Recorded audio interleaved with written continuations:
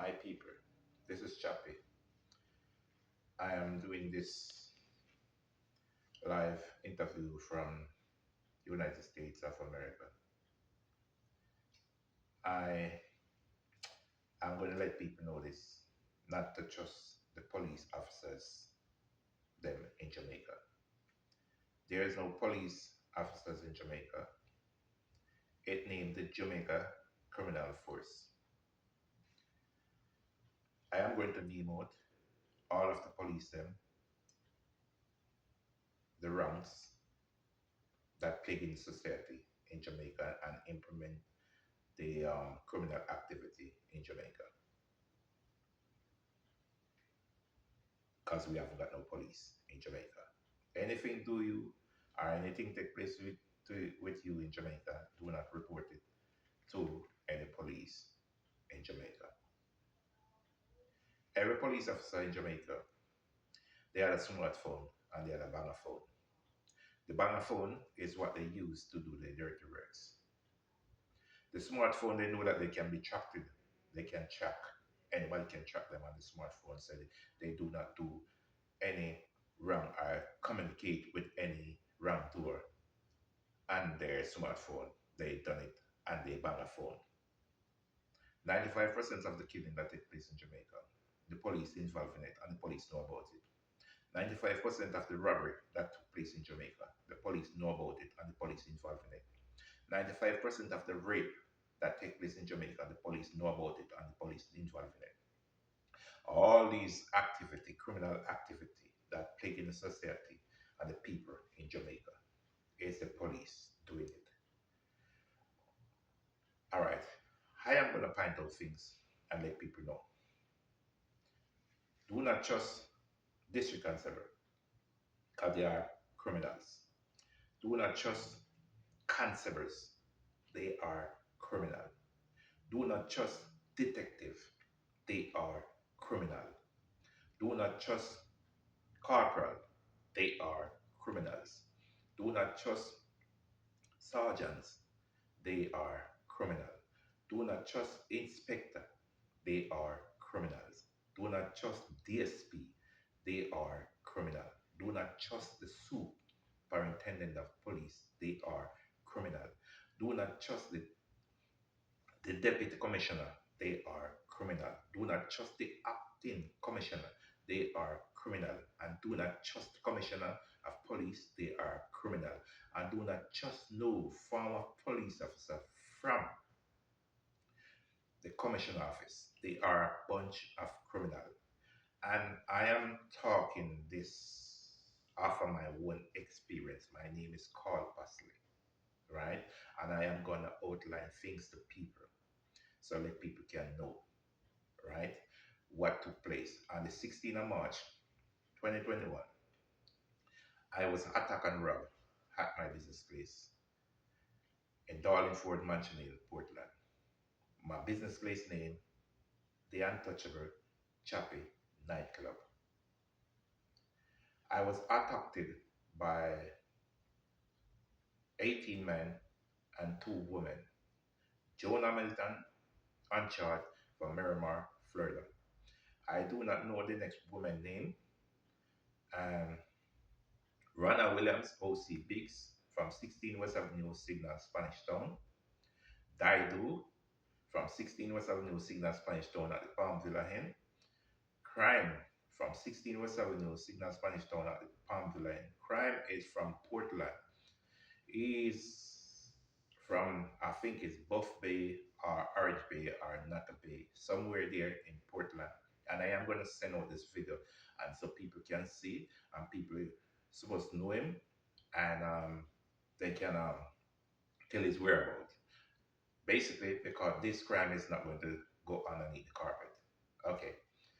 Because this interview, I'm doing it from the United States of America. Okay. Basically, I was attacked and robbed by all of these people. Dr. Fish, which is literal from Mansion Hill, Portland. Crime Boss is from Langwood, Portland. Patrick McIntosh is from Portmore and St. Thomas. Crime Boss his right name is Orit Hamilton. Dr. Fish, his right name is Patrick Rue. All right. Um, BB from Long Road. I don't know his right name. Trees from Saskatchewan. I don't know his right name.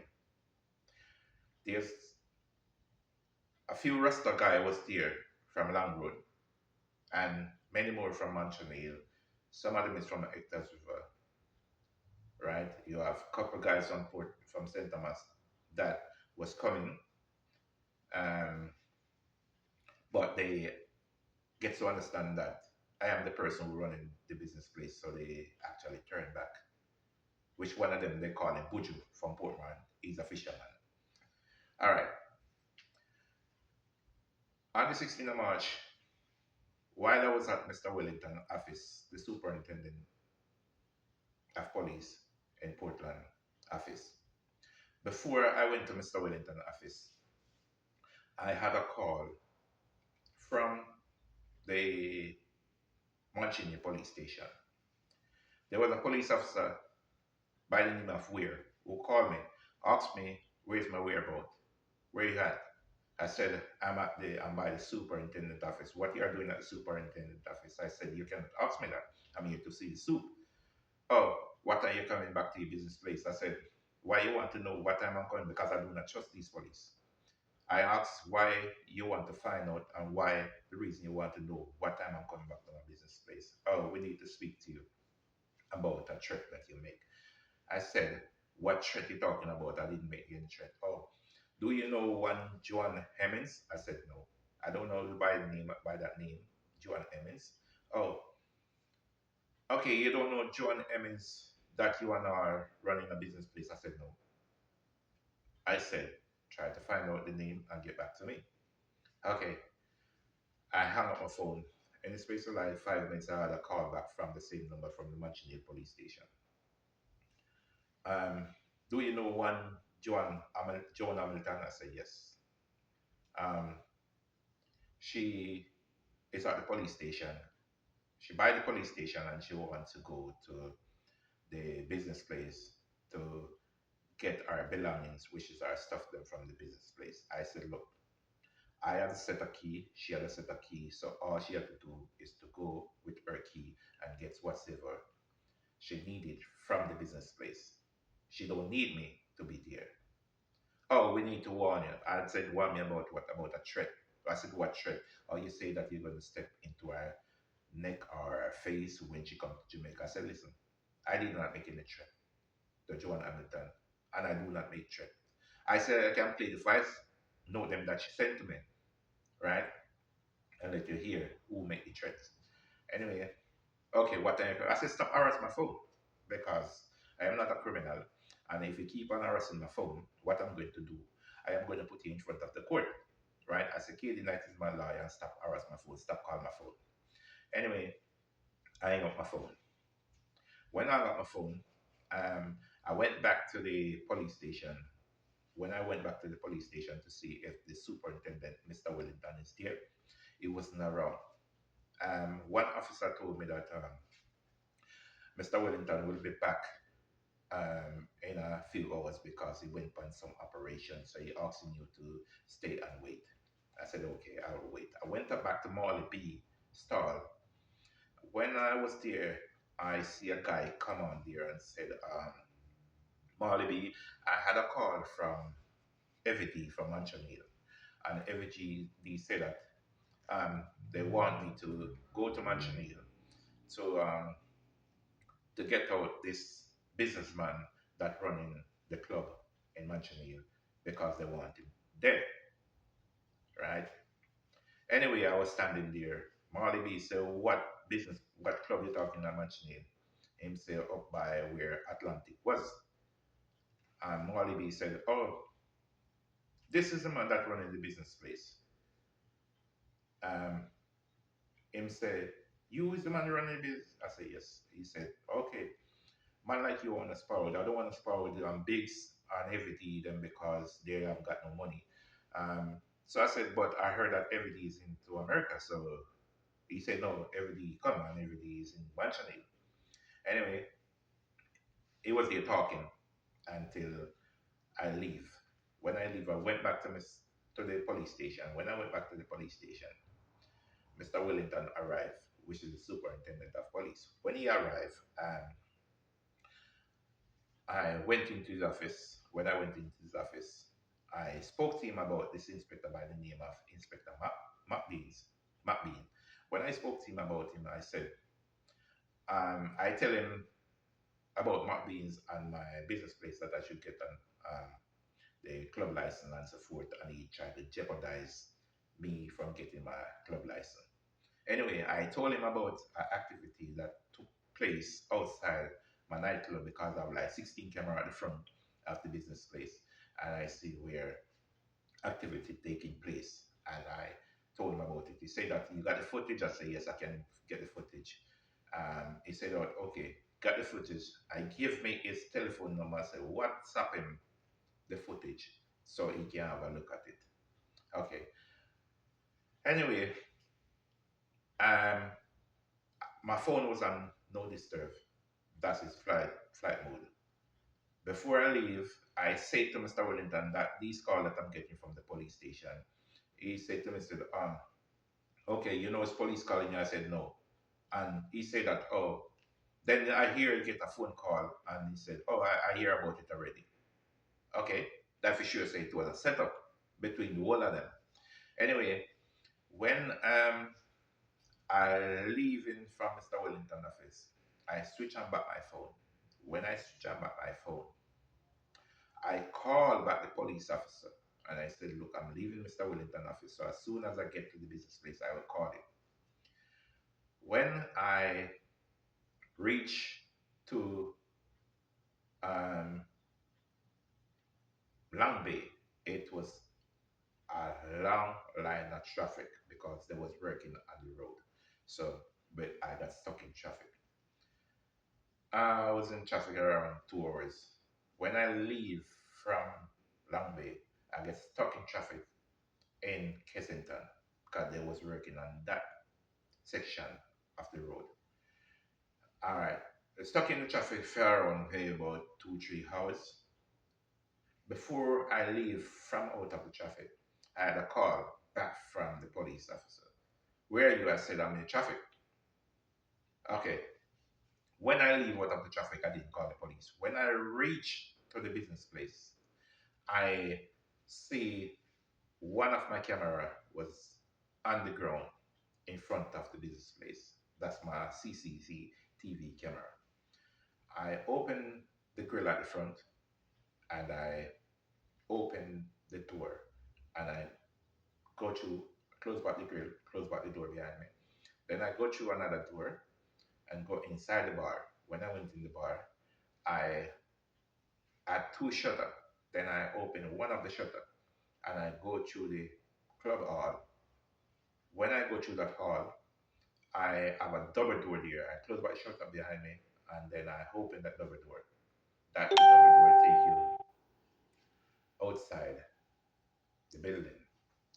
That I when I come out now, I'm gonna go upstairs. So I close back the double door behind me. So I went upstairs. When I went upstairs, I opened the grill upstairs. When I opened that grill gate, I closed it back behind me and I went inside my room. I had a 55-inch TV that monitor all of the camera that show on the building. When I switch on the TV, I see some of the camera was down. So I run the camera. When I run the camera, I could see Joan Hamilton. Could see Rana Williams. I could see, which is Biggs. I could see Crime. I could see Crime Boss. I could see a girl by the name of Nadia from Spanish Town. And I could see many more of them. So I take my phone and I call Mr. Wellington back in Port Antonio at the police station. When I spoke to the SU, Mr. Wellington at the police station, I said, Mr. Wellington, I just reached to my business place and I see my camera was down. And I don't know who, not on my camera. Some of them is working, some is not working. Mr. Wellington, I said, Mr. Wellington, I'm coming back to Port Antonio to make a report. He said, no, do not come to Port Antonio making a report. Go to the Manchine police station and make a report to the Manchine police.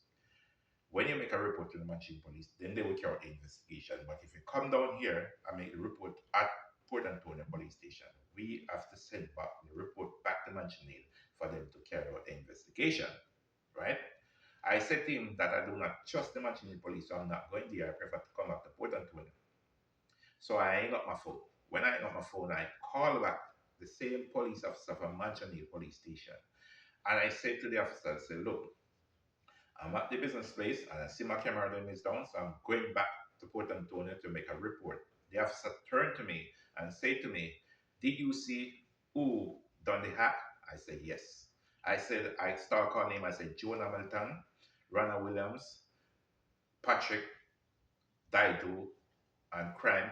Those are the names that I call. When I call the name, the officer said to me, said, okay, hold on. I hang up my phone and I call back the soup, Mr. Wellington. And I was on the phone with Mr. Wellington. When I was on the phone with Mr. Wellington, I went into the bathroom. When I went into the bathroom, I could hear the vehicle them driving up at the front of the business place. So I came out from the bathroom, I pulled my curtain. When I look, I see Joan Hamilton, I see Patrick, I see Nadia.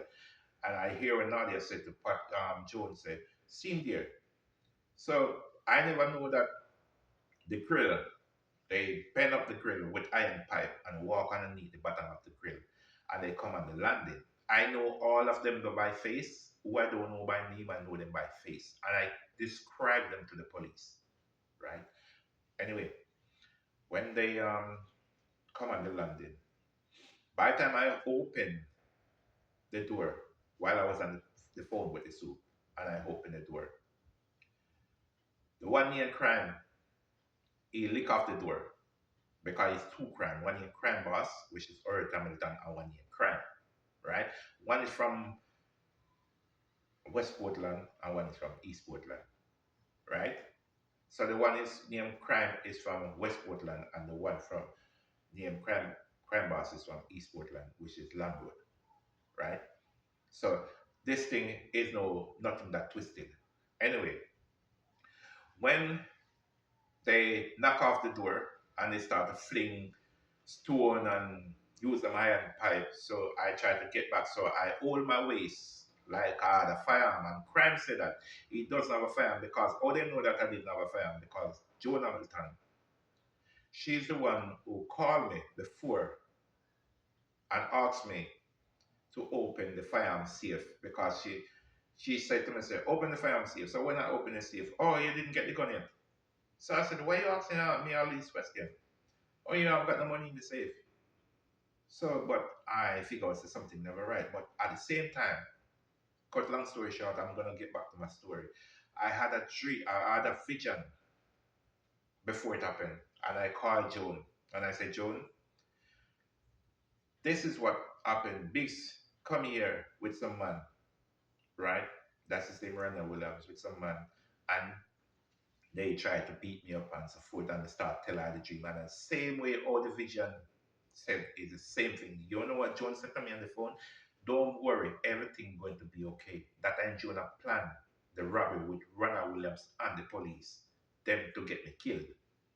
Anyway, I didn't know that because and one guy that they call him Tivoli, he called me one night and he said to me, say, Jones, tell him to get man to kill me. That's John Hamilton. So I said, John, tell her to get man to kill me. Him say yes. So he said to me, said, be careful of John, because this is like taking candy from a baby. So I said, what do you mean by taking candy from a baby? So I hang up my phone and I called Joan. When I called Joan, Joan tell me, said, hold on, I'm gonna find out because he never tell Tivoli anything like that. Anyway, when she come back, she said Black Tivoli. That time I already Black Tivoli. Right? Come in, then I never have nothing. Anyway, when I blocked Tiffany, and she said, do that, well, up now going to Tiffany, black Tiffany. That time, Joan and the people them set up everything when them set up already. You see, but she don't want me to know what is going on. Anyway, back to the story. Because this man named Clean, and if them involved in it, things not go pretty. He come behind my back and he cut the place out by the business place, right? He cut the lawn. I wasn't there when they were cutting it because I told him I am going to get it cut, but at the time I haven't got the money to cut it because the money when I charged, I was charging that 100,000 to cut it. And I said, look, I didn't pay that before to cut it. Most I pay is like $25,000 I pay to cut this place. Anyway, he got behind my back and he cut it. When he cut it, um, I when he come to me, I said to him, look, this is what I have. He said that he doesn't want it because I have $19,000. He said don't want it. And one, like I must give him $70,000 and he would give me an invoice and Ray, and nothing like that ever happened because I didn't want money. I decided I'm not going to pay him that amount of money because I never paid that money to cut this place. Anyway, it happened us back to these police and these robbers. When um, they came, they lick up the door first. What the one named Crime Boss, Crime, not Crime Boss, Crime do from Spanish Town, 16 West Avenue, Signal, Spanish Town. He break my nose, right? So all my nose bone shut out, right? So I was fainting, and there was a bucket there with some water, and they threw the water for me. The one named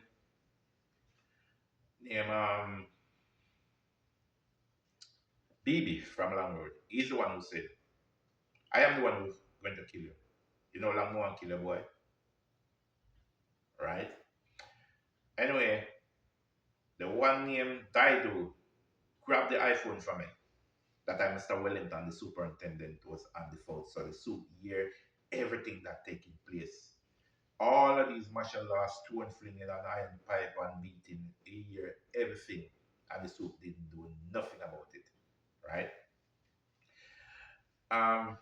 John Hamilton was standing by the grill because the grill bent, so they had to walk underneath the bottom of the grill. So she was standing behind the grill on the stairs. And so they first thing they took out the TV, the 55-inch TV. They had another 32-inch TV. They took it out, and I have a recording studio hard drive. They took it out. Two video camera. They took it out. They took one Apple iPad. They took um, they took three mobile phone, one iPhone, and two Galaxy phone. Um, they took about 80 PRGs like Levi, Gucci, um, Real Vibes, and you know, all of the jeans and they are name brand jeans, right? All right, they took away all of those boxer shorts, shirt, Gansy T-shirt, everything you can think of. They took away, and all of my shoes in box, right? And my sneakers in box. They took away all my shoes, like I would say 13 pair of shoes and about 15 pair of sneakers. And they took away the bed linen them. When I say bed linen, I mean the sheet. They took away the sheets and they took away the pillowcase, and pillows. Yeah, they took away all of those, right? They took away like cologne, um, roll-ons, and everything we can think of. They took away. When they took away those, like one pair of one shoes would leave, one pair of, nobody one pair, one foot of one shoes leave, one foot of one brown shoes leave, one foot of black shoes that was leave there. All right. My jacket suit that was there, see me, they didn't miss it, right? They didn't take away my jacket suit. Anyway, um, because like people watching you to see the type of clothes you wear and you know, get you for the clothes them that you're wearing. So they come and they took away my clothes then, right? Around 80 pair of jeans, yeah, and shirts and t-shirt and Gansy and Marinas, boxer shorts. All man for wear man clothes that man wear already, right? Anyway, it happened as um, the one named Crime and the one named Dido. They one hold me in my waist at front and one hold me at back behind me in my waist. And they took me downstairs. Before they took me downstairs, the one named Crime he said, boy, you know, a long time I want to kill you because you think of the last time when I come up here and because your friend didn't die and the way they are going. Um, but none of your friends them is not here now and no police now come out here come save you because the police and see you disrespect them. So they now come out here. Alright. They took me before they took me downstairs, the boy said, when the key then there? Joan Hamilton and Charles from Miramar, Florida. She's the one who told him that the keys in my back pocket because she know that I carry the key them in my back pocket all the time. That time there's some hole that go through the concrete where you know get ear hole to come in here to come inside the club. The man them already walk through those holes and get inside the club hall and push up the shutter for the bar and went in the bar. So when they open the club door and get inside, that time the man already in there. Joan and them, Joan said, you never know this was going to happen. I dead you for dead boy. And one lick me with the handpipe in my foot and I go down. And the one in crime boss, he come and he kick me and I hold him foot and drop on him back. So when he drop on his back, and next one lick me with the iron pipe again and I go down and then so crime boss now take there's a mop stick was there, one of those tough mop stick, right? The push broom where you use stick and it licked me in my face and break my eye bone. And I saw my eye bone break. So the whole of the eye just come over like this, right? So anyway, I had on a ring on my finger, which when I have on the ring on my finger, Crime say, hey boy, I want a ring there for sale. And if you can't come off your finger, I cut it off, cut off your finger and take the ring. So I take off the ring on my finger and give it to him. Anyway, it happened as I had some rubbish bag at the back, some big rubbish bin bag. And he took one of them and he said, look, this is what we're going to put you into and throw you off into the sea. When they bust that door, when they look around there, because that's where I store the liquor them, like the rum and the beer and the dragon and everything. And when they open that, they say, oh, you got a storeroom here, man. And they say, Pumba Clot, a big storeroom here around here, man. And they took out everything from out there. All right? Because I went like the day before to Port Antonio. I buy like rum cream, I buy like rum, I buy like Campari, everything we can think of there. And I went down to Brand Store, which is Clive Place, that in Mansion Hill, and I buy a carload of liquor from there again, like Dragon, water, boom, everything we can think of, I buy from there again. Then I asked the girl in Sue to buy like 30 bucks of Red Stripe from Warrior Place, right? And I get all of those. I went to Marant Bay, a Clive liquor store, and I buy everything else again down there. Dragon, beer, Guinness, rum, um, um, what they call them again, rum cream, yeah, and everything I can think of, I buy and I carry them to the business place. So everything was right there. Yeah, because what I do, I put on a thing named Early Sunday, and Sue from Manchester was the bartender, right? So, you know, my thing was working. It was working because we was making good money at night, right? On a Sunday, right? So we were making a lot of money because when you want a crowd, people is there at the early Sunday on a Sunday night, yeah. So Um, what really flare up between me and these police, um, one thief in one from Kensington by the name of Fluxy, which is Brian, is his right name. Flux from Kensington. His right name is Brian from Kensington. Him, he's a district constable, and one named Weir. Weir is a constable, which is a red team. So a district constable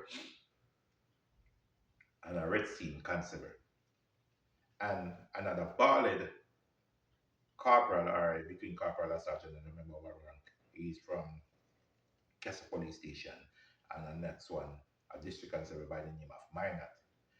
They came in two jeep, one from Kessel and one from Manchester Police Station. So we locked up inside the club and we were playing music. And people was there, one or two, somebody was there drinking because it was COVID. So anyway, I upstairs now. When I upstairs, I had a call because I had to get two girls from up by Scotland to come there too because we was going to plan to do a bar opening. So we get two girls from Scotland to come and work in the bar, and they were there. And the police they came, and so I see this guy from Kensington come and call me near Rambo. Said to me that police downstairs, so they want to talk to you. I said, police want to talk to me about what? So when I look over the balcony now, I see the police and stand and the door and the step. So I said, what do you want?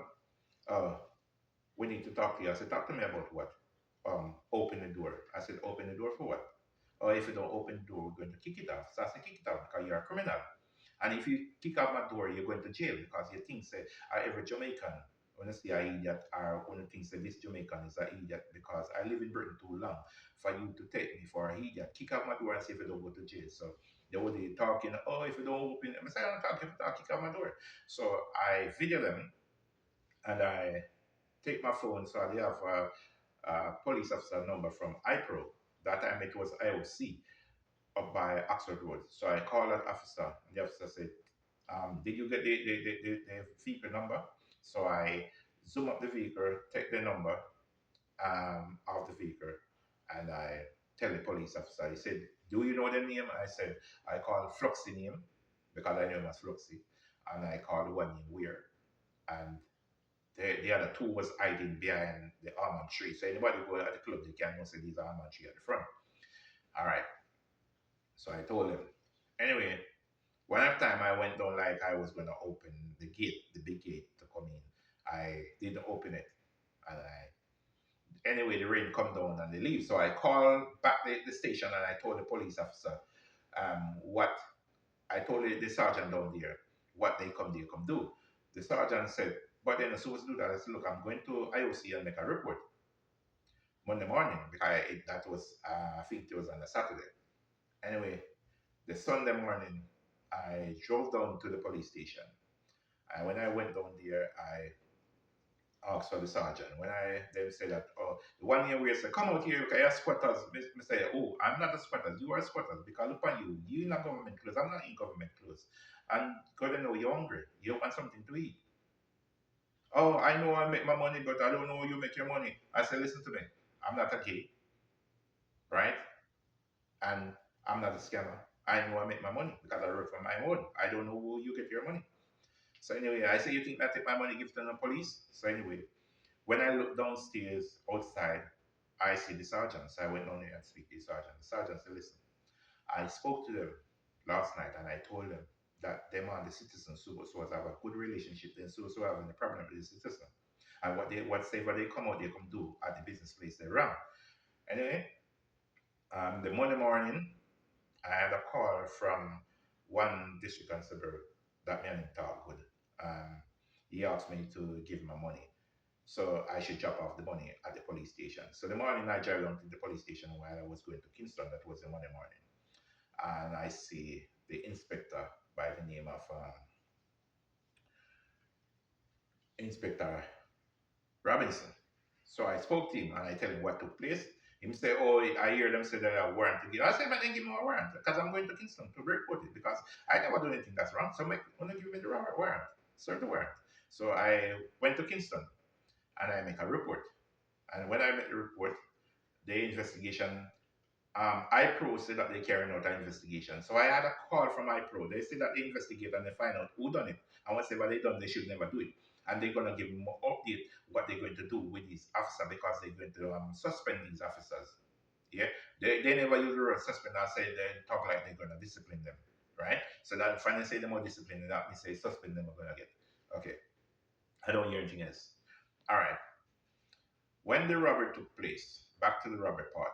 When the robbery took place, um, when them take out Malika them, what I do, I pretend when my high bone was break, because my nose bone shut up already, my high bone break. The one named Daidu, he's the one who break my ribs. Daidu break my ribs, right?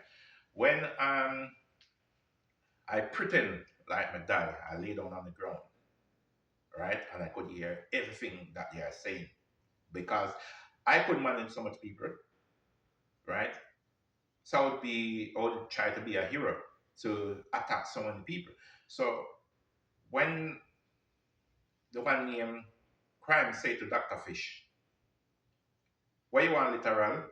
Him say, "Give me anything, man, from for the top shelf." And he start taking all of the top shelf liquor them, right? And Jones said, "Don't left nothing in here, making get anything. Take everything." And John say, "You never know this day will come and dead you for dead." Anyway, that time I up on the ground, they never know say me still alive. Cause they thought I die. So when they move out everything, when they come out of the building, the one named Dr. Fish, which is Patrick Rue, him say to Crime, wanna kill the man. Him say, I'm causing upon himself a long time in for dead. Right? So when they leave out, because I was here listening to everything. Alright. When they leave, I'm gone. I stood there long after I get up. When I got up, I went upstairs. The club shirt that I have on with the name with my logo on it, the Untouchable Chaplain Nightclub, I took off that shirt. It was a white shirt. It all in blood, all over. You couldn't know the white different from the red. So anyway, I cause all of the white cover with red, pure blood. I took off that I put on another shirt. So I went on the road. I see a car was coming, and I stopped the car. When I stopped the car, the driver said to me, "So where you going?" I said, "Why you jump down and Manching police station?" When he look at it, switch on the light, the roof light, and he look at me. He said, "What do you say?" I'm say, "I just got robbed." Him say, "You know who did?" I'm say, "Yes." I'm start calling him, and he said to me, "All right, but you look at someone I know," and I tell him, say, "Look, I was by born in Islington and so forth, and I have my sister and brother. They were born here, but I didn't grow there." And him say, "Who are your sister and brother?" I tell him, and he say, "Oh, yes, I'm a cousin them. Me and your cousin, you know." And I so make us understand that Fitzy King son. And he take me down to the Mancini police station. When I went down there, I see where I see Harris and I see another constable and another constable that was there and a district constable was there. Them start text statement from me and they're not writing down anything. So when they done now they did it. So I was in pain, I couldn't give no statement and so forth. Then they write a receipt and give to me, say that I got beat up. They never put nothing about robbery. Sure, these police they are corrupt. Alright. When they take me to the hospital, the one named Sergeant Harris, he's a criminal. He say that the Jeep is not working, so he cannot take me there because they have problem with the Jeep. Because what they did want me to do is to dead. They want me to die. So anyway, when he do drive the Jeep, he drive like 30 miles per hour, so then switch on the roof light inside the Jeep. So the police boy, when he wear now, him look for me in the Jeep. "Oh, me need to warn you." Me say, "Warn me about what?" "About the threat that you make." Me say, "Look, you see me in a pain and you see me in a bloody, I can't tell you warn me about what?" And the man then drive like 10 miles per hour to take me to Casa Police Station to wait on the Casa Police Jeep to take me to the Port Antonio Hospital. We were there, I couldn't go up because they want me to go up to the police station to wait on the jeep. I was in blood, I was in pain, I can't stand up properly, and I cannot walk because my ribs is break and blood is coming all over from my nostril and my face. Anyway, around 3 hours before the jeep come, when the jeep came, when the police jeep came with three civilian was in the jeep. They are not police officer, they are not a complainant, and they are not a prisoner. Three girls from up by Royal Hill, right? One district constable was in it near Minot. I don't know the officer name where he was driving the vehicle. So on that night, which is 16th of March 2021, if IPRO carry out the investigation when they tell me they carry out, them supposed to find out all of these officer name. Anyway, when they took me um, before we reached the Castle Police Station, back reverse it back. Before we reached the Castle Police Station, the one named Inspector McDeans called a responding phone. Oh, him look like him all dead.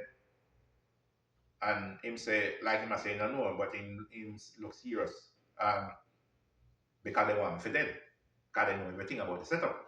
The one named Robinson called and said, Wham team, am I right? Me telling the same thing, right? Anyway, when the the jeep come as well, me tell you the castle jeep come with the three civilians in it. They're not police officer, they're not complainant, they're not prisoner, and they were sitting in a seat with this constable and this district constable. Anyway, before they put me into a seat to sit down, the man them sent me to go in at the back and lay down in at the back of that little van. And they took me down to Port Antonio. When they took me to Port Antonio, they stop at the Port Antonio police station. I don't know what they go and do. Then they drive me and carry me up to the hospital. When I went up to the hospital, instead of needing to take me out, they just they call a porter with a stretcher, and the porter come with the stretcher.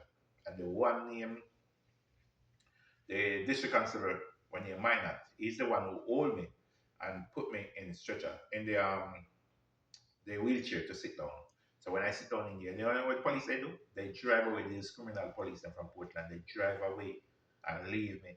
So when they rush me into the hospital, the porter take me in.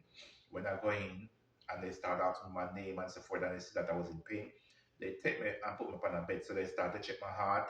They start to they kind of stream me up now and everything. So when they took me out back from that department now and I went back inside, um, I feel the whole of my inside start burn up. And I asked for a bottle of water. I asked for some water to drink. And the nurse bring the water to me.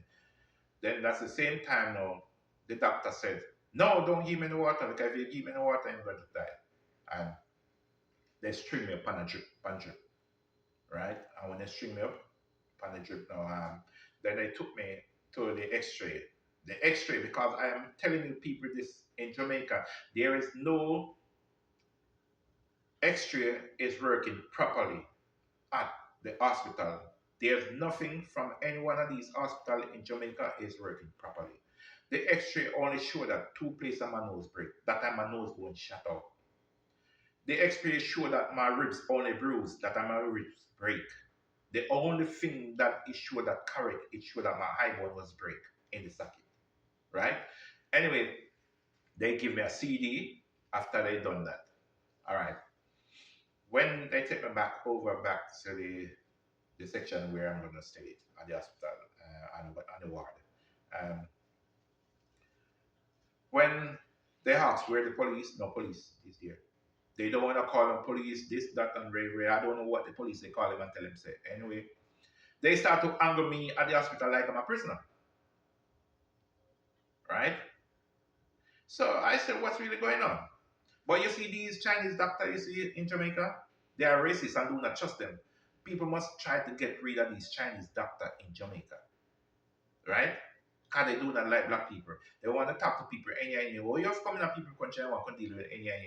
Anyway, cut long story short, the morning the Chinese doctor come and run ward. She see that my pressure they gone up. So she gave me prescription to get medication and so forth. And she claimed to say that she called in the KPH hospital so I can go. They can get ambulance to take me to KPH so they can do the operation on my nostril, right? And get my nostril started out on my high bone and my ribs. Anyway, it happened as they claim to say they can't get no, they can't get to KPH.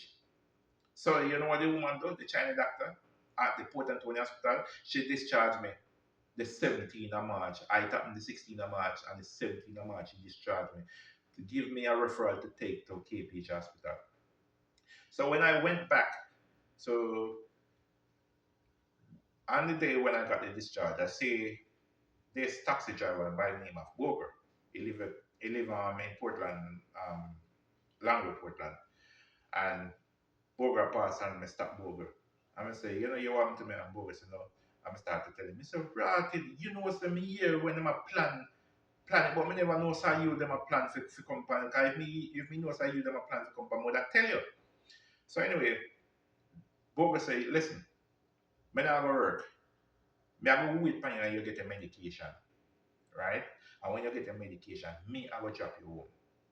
And Boger wait for me and me collect my medication at the health center and then take me back to Manchester. So when we went back there, he said, all right, I'm going to take me down to the police station. So when we go to the police station, I see this detective by the name of Mackenzie, Detective Mackenzie. The same one I put up in pictures him is a criminal and I do not trust him. And I am going to explain everything to people and people can understand the full logic in this interview. Um, him was there, Weir was there, um, many more officers was there. So when I was talking to him now, to Mackenzie, him said to me, said, oh, are you the one who disrespect for police? I said, you mean disrespect police? Me as the police come out of the business place and you run them away. I say, yes, because at the same time, I'm the one who paying my bills. When my light bill come to $50,000, who paying it? Yeah, right?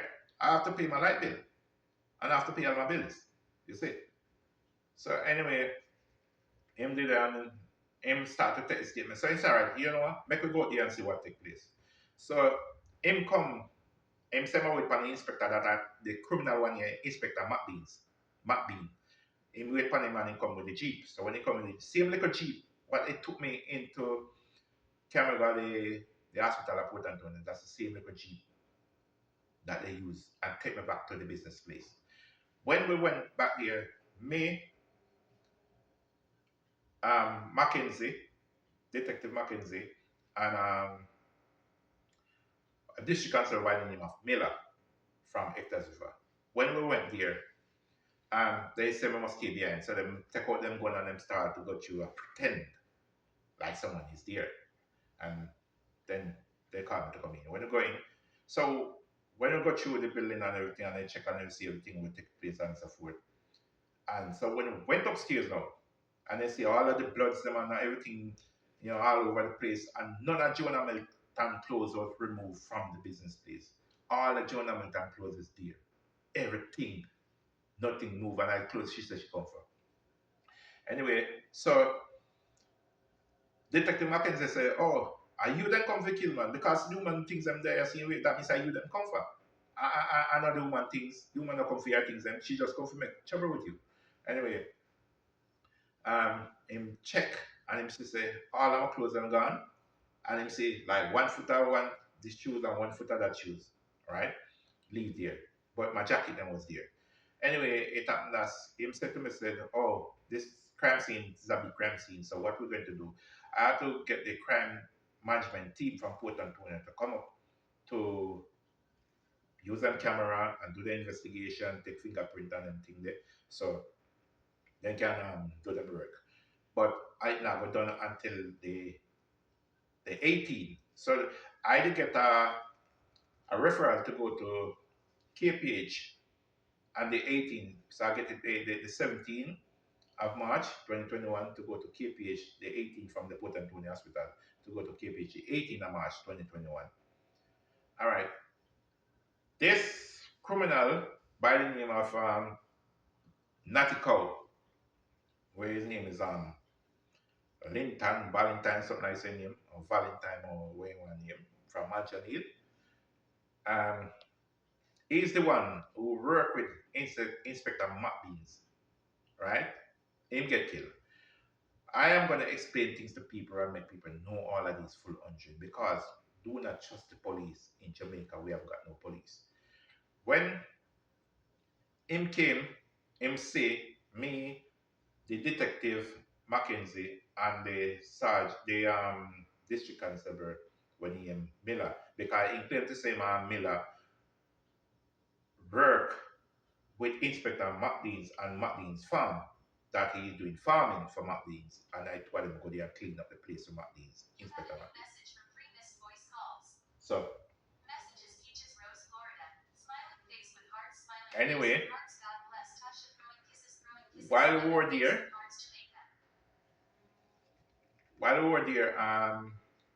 making the report, what the police do, him say, him say that him say that he's going to get, because this thing is interrupting me, right?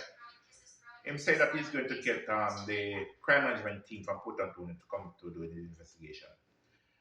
This criminal by the name of Natiko, he said that he's going to stay at the business place until the crime management team come. So he will stay there. He will stay out there with me, right?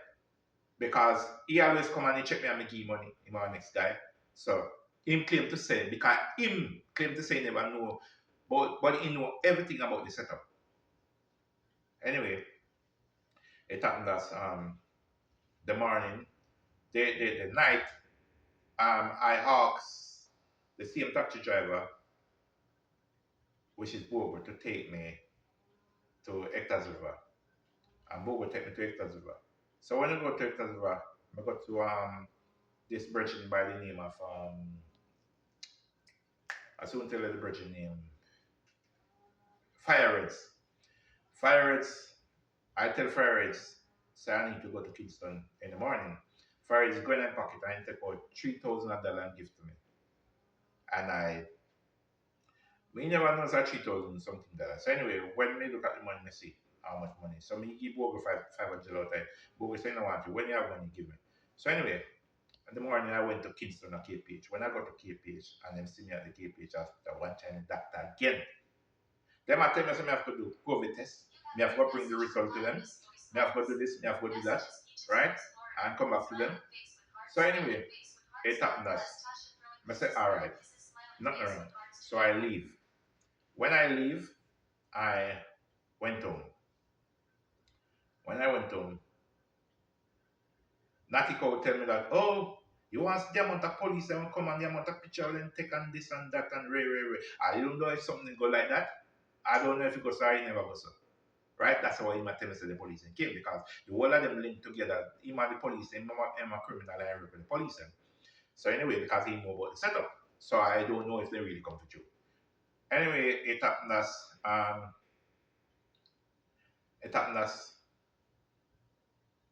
Mr. Kelly called me. No, he called Mr. Kelly and me tell Mr. Kelly is alright, I'm gonna get a news reporter to come. So Mr. Kelly get a news reporter, and the news reporter come. And when he come, he said, but me hear this thing and me hear like say, well, two of them talk like you are the criminal. They never talk like you are the victim, right?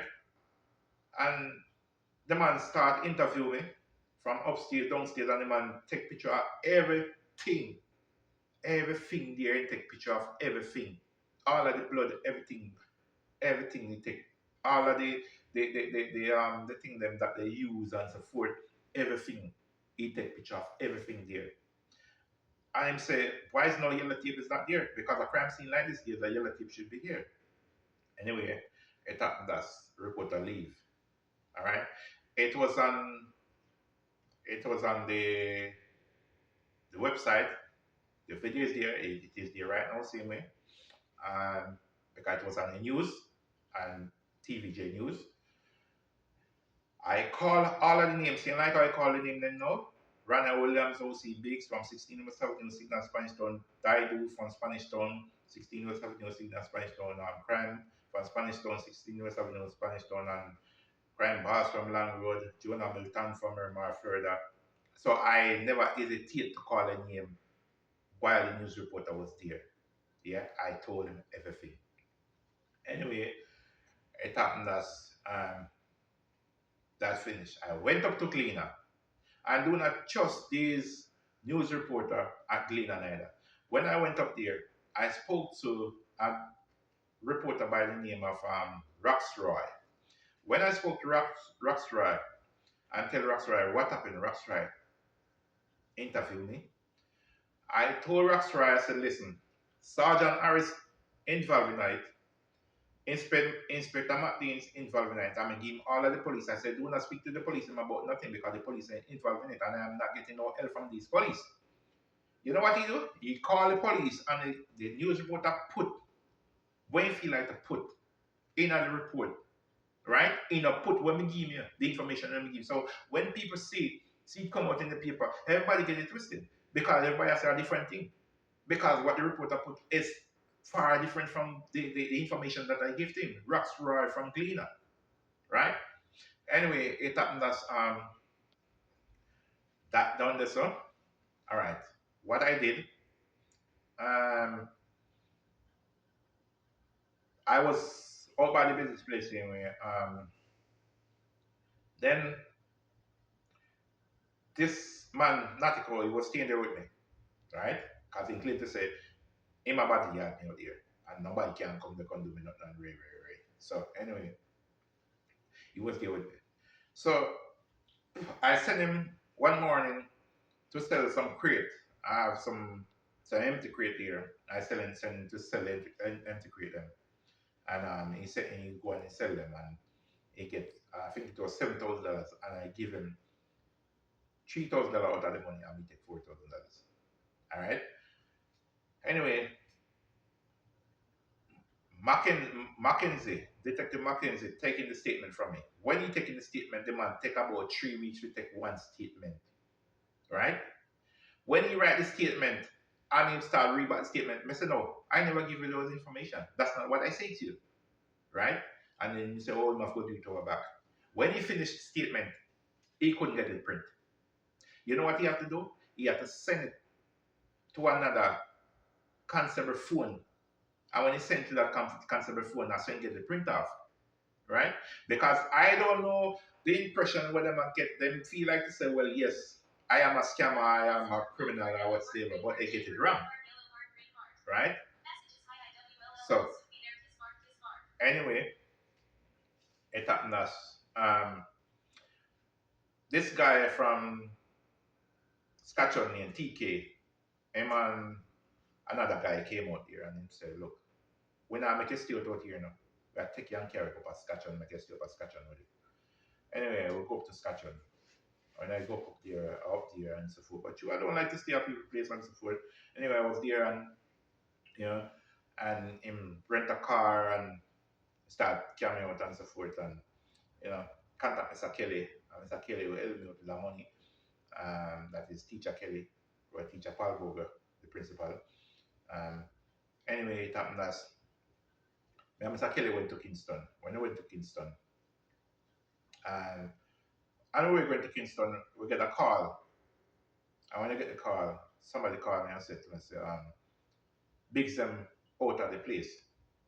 And so me asked TK, no, before the man tell me, say, Biggs them have come up, that I see Rana Williams, O.C. Biggs, and him entourage them have come up at the business place. Today, so me call TK and I said, TK, go out there, I got my jacket suit them out there and stuff because you may take the rest of the things and carry up a Munga yard. May ask TK if you take them things there and carry them, because them nice suitcase already, carry them up there for me. TK said, tell me so that him pass and he never stop, so when he come back, he will stop. That's what he tell me. Right?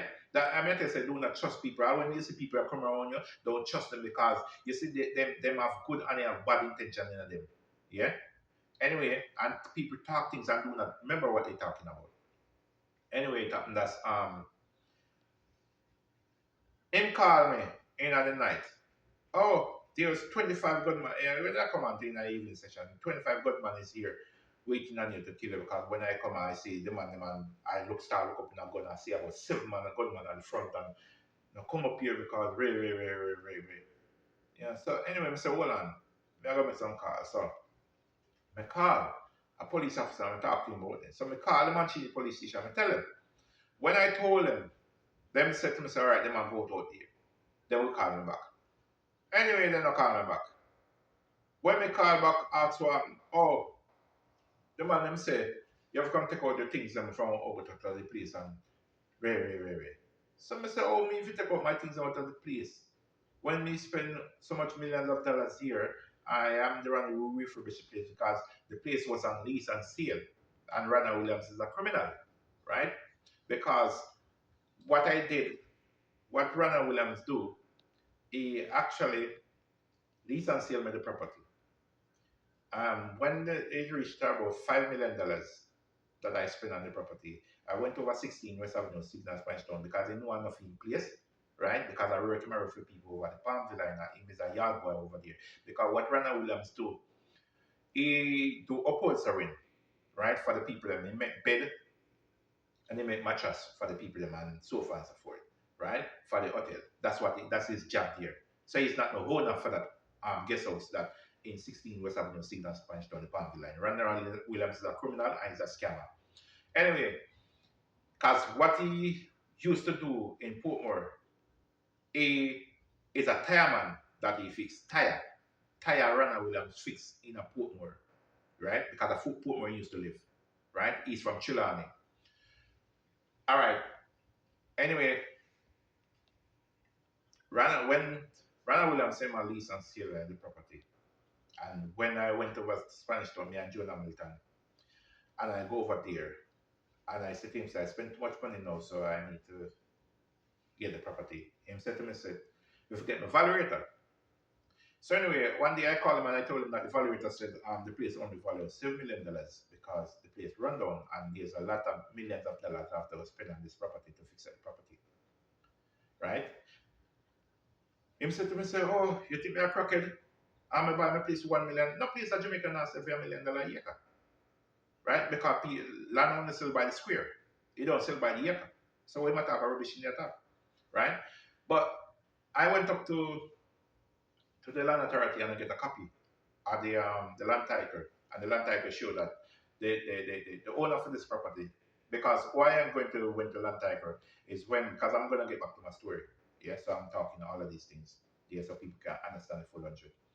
Um, when I went to land authority, um, the reason I went there, I went to JPS to get my the electric register into my name. When I went there, JPS told me that um, the documents that you received from Rana Williams OCB, so I'm 16 years old, Signal Spanish Town, it's showing that the place is Hectares River housing scheme.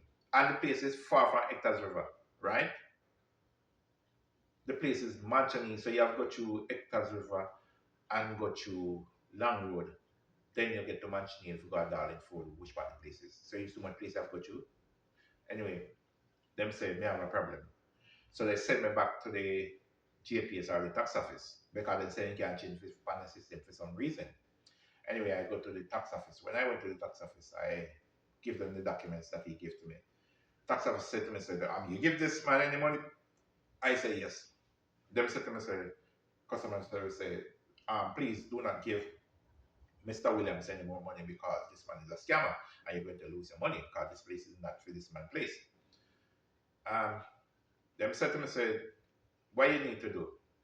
You need to call Mr. Williams and find out who is the owner for this property. When I called Rana Williams OC Biggs, in tell me same day in some bush, so if phone not pick up properly. So he will give me a number for this young lady by the name of I don't remember what she name. She's the secretary down at the Palm Villa. I must call her and speak to her, and she will give me the information. Anyway, he gave me the number. When I got the number from him, and I called down at the Palm Villa. When I spoke to the secretary down there, and she said to me, said, what you need? I said to her, I said, I need it's either the title number or the volume number and the title, right? Or the name and the title. Anyway, she said, all right, she will call me back. She didn't call me back. Around an hour or 2 hours, she take and she sent two names to me. The two names that she sent, one of them is named Dorian Brown and one named Marjorie Wilson. Dorian Brown and Marjorie Wilson. No Williams on the panel. No Williams is not on the paper. Listen what I'm saying. Dorian Brown and Marjorie Wilson. Anyway, I hand my phone to the customer service and she took off the name and she checked and she said, oh yes, these two women and here, they are the owner for this property at Darlingford Mansion Hill. Ronald Williams is a criminal and do not trust him because you're going to in problem with this man. This one is a scammer. You give me money, try to get back your money from him. Anyway, I took up my phone and I called Joan Hamilton back in Florida and I spoke to her about it. And Joan said, yeah, I saw you stay. And Joan called back Biggs and tell back Biggs everything what me tell her I said. Anyway, it happened that me asked them at the tax office for a copy of certificate of payment. Because the copy of the certificate of payment, it show the all details that would have shown on the title. Every information is going to be on the certificate of payment. So anyway, they say that they're going to check to see if any outstanding taxes owe. When they check, they see that taxes owe. So they say that the taxes owe, I need to pay up the taxes before I can get a copy of that certificate of payment. When I pay up the taxes, I pay, I think it was $16,500. I pay the money and I get the certificate of payment. So when I get it, I go back down to JPS, same place in Port Antonio. And when I went down there, and I and them the paper from the tax office, the certificate of payment and my receipt to show that I paid. The customer service at JPS said, look, you have a big problem, man, because how are we going to do? We can't change this. So let's say one we just do it same way, in the same name there, and yeah. But there's outstanding money go for the electric. I said how much money for the electric go? And it's around 10,500, and I paid. I got my receipt. I got the place, but the place registered as hectares was housing scheme same way. So anyway, what will happen now? I going to um because I need my name and the bill. So what I do now, I go to Kingston and I apply for a business certificate, right? A company office of Jamaica upon New Kingston. When I apply for the business certificate, I apply emergency because I have a business certificate by the name of Chappie Record Studio and Chappie Digital, right? So the untouchable Chappie Recording Studio and the untouchable Chappie Digital. So what I do, I went to company office of Jamaica and I changed it. I paid $9,000 to change it, right? And put the untouchable Chappie nightclub and the tourist villa and the restaurant, which is Joan Gate and name Define Cove, right? Anyway, those are the things that on the certificate. I had a call while I was in Barbican and Joan Hamilton and Chad, 21 Federal Road, Barbican, or by a father house. When I had a call from Company Office of Jamaica, they said, Mr. Pasley, you're supposed to come and pick up your certificate tomorrow at 2 o'clock, but you're going to have a problem here. I said, what is the problem? Oh, the address that you had on the application is a different address that on the actually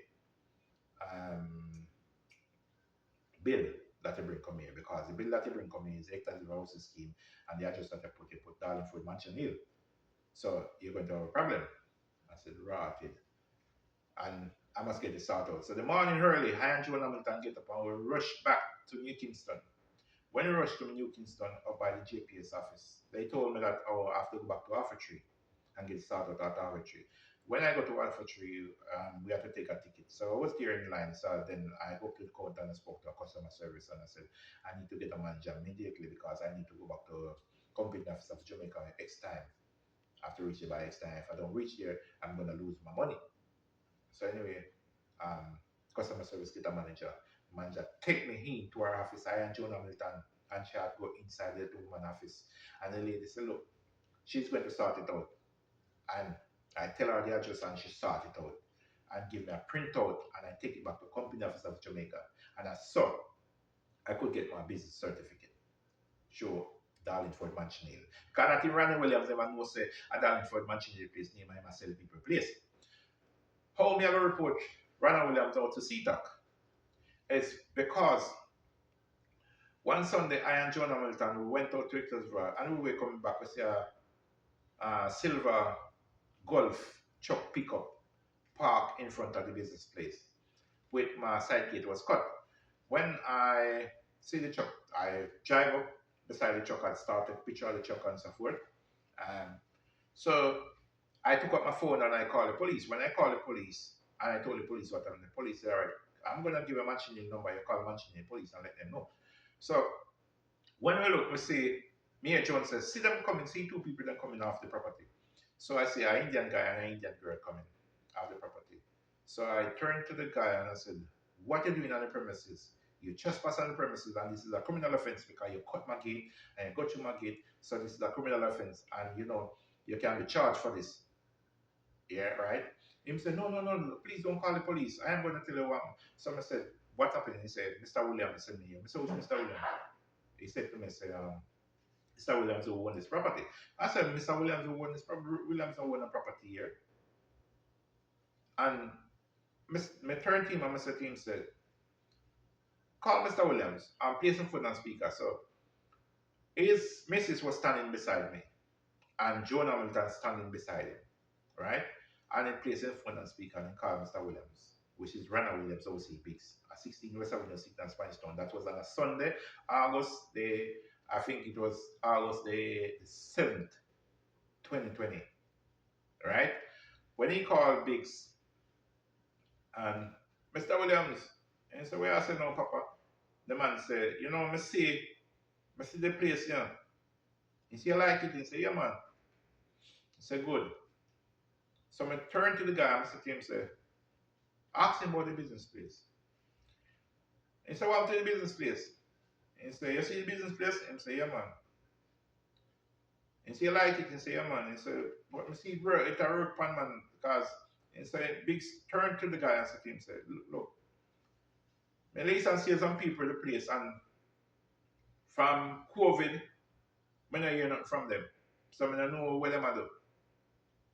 That I will stand there and I hear Biggs, yeah, on the phone, yeah. Right? So anyway, I turned to the guy and I said to him, say, ask Biggs, where is the same Ronald Williams I'm talking about? I said, ask him, who for name is on the tiger? The guy said, who for name is on the tiger? And where's the tiger? He said, the tiger in my office, in my room, man. And then he go back and say, no, the tiger is downstairs in the office. The guy said, who for name is on the tiger? He said, my wife named upon the tiger. The guy said, yeah. And the guy said, what name? He said, Williams. Anyway, him did and talk and them make arrangement to meet the Tuesday because it was a Sunday and the Tuesday they're going to meet. So the Monday going to be the 8th and the Tuesday going to be the 9th, right? And the Sunday was the 7th of August 2020. So anyway, all right.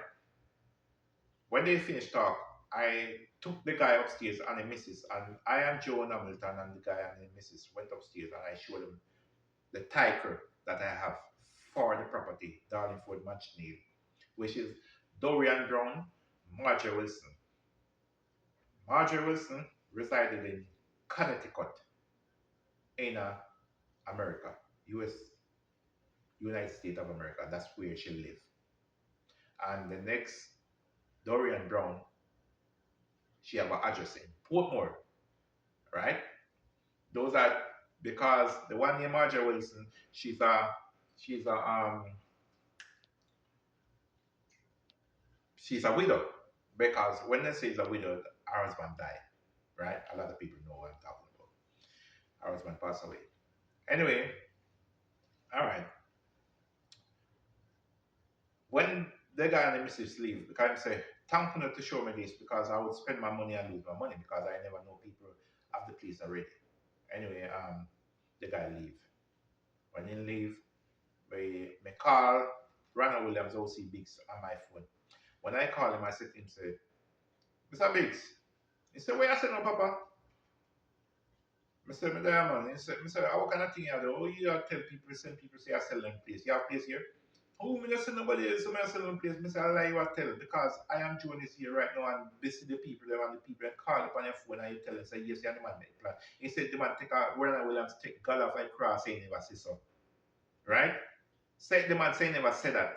So anyway, me explain to him and him start get pat on the phone now. So me have an argument on the phone. And him start to make him threat. Oh, I just start now. I'll kill me, I'll kill you. And gunshot you will get. And when time me come up the field, no much in the police can do him anything. Right? That's what the threat he make. So I get in the car and me hang up my phone and me tell you, say, listen to me. I don't know where you're going to lead train to fire gun, but in the army, it said do or die, right? So test me when you're ready. So anyway, it happened that I get in the car and he called back Joan Hamilton on fear phone. And then he claimed to say he never knows that Joan in the country.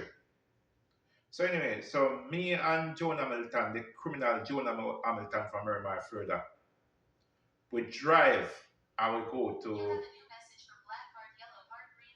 we go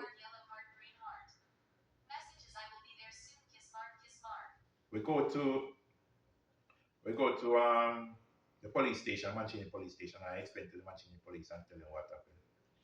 And when I explain and tell them what happened, them say, all right. They give me a receipt, a copy of a receipt. But they asked me for the address, but I didn't remember the address out of mind. So when I get back to the business place, I find the address and the documents that they give to me when they sell me the property. I call the Spanish Town police and I spoke to them. They told me that the Mancini police called them and speak to them about it already. So I must give them the address. So when I give the police the address, the police said, describe the man to me that I'm talking about. So by the time I should describe Rana Williams to the police, right? Joan Hamilton is there now. When this interview finish, it's going to be all over YouTube. So if I'm lying, she will know that I'm lying.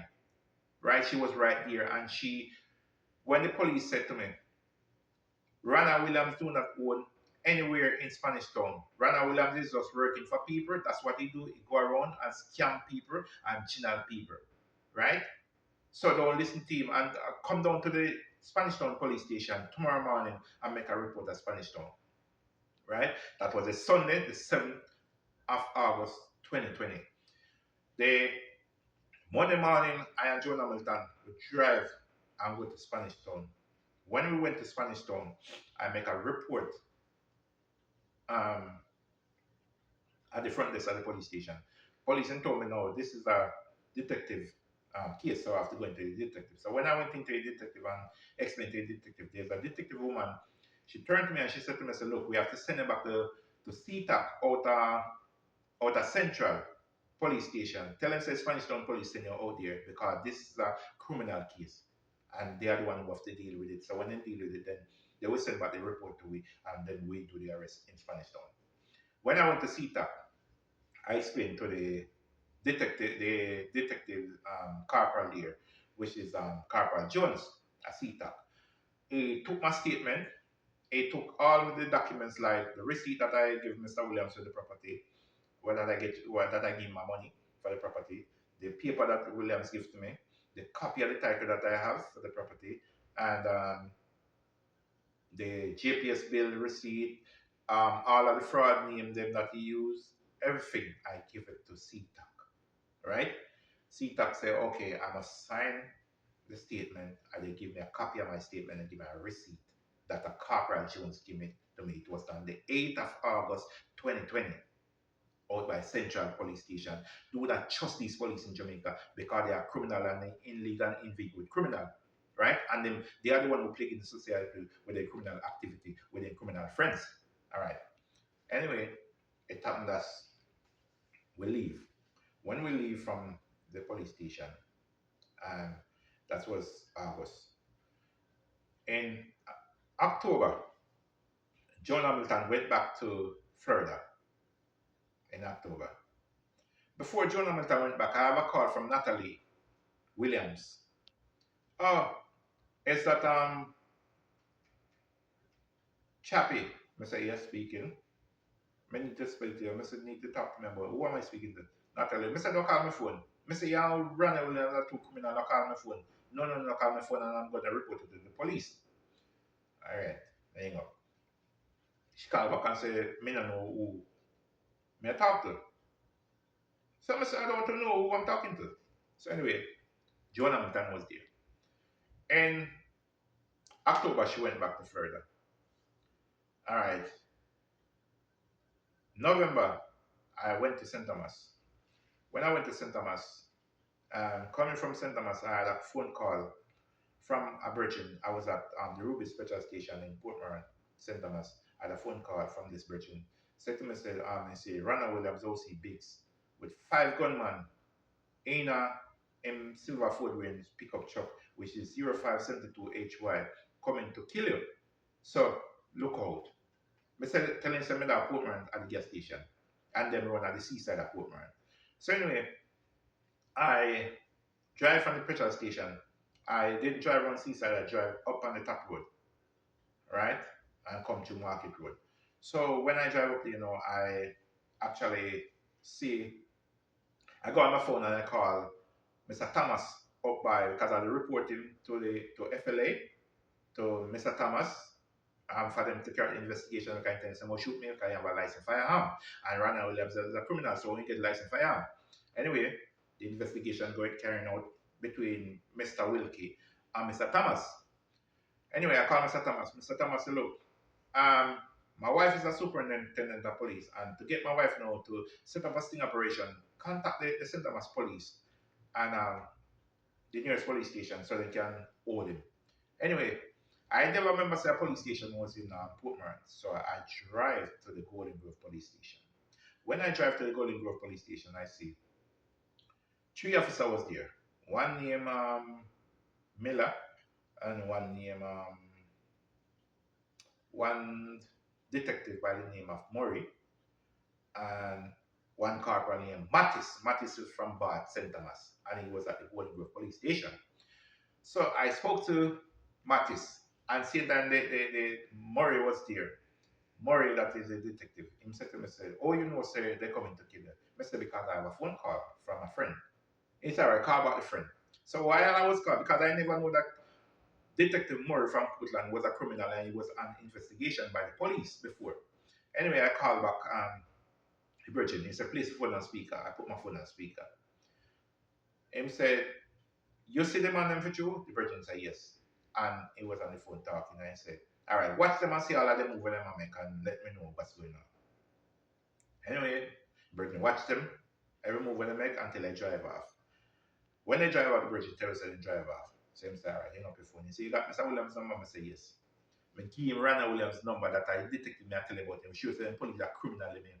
When me give me number and he called Dix when we read about Golden Grove. No, before he called, he saying claim to saying call back the Golden Grove police to stop them on the road and search them and arrest them, right? Because of killing them I come to do, right? That police and Spanish Town police station come to kill me with the Rana Williams house in Dix.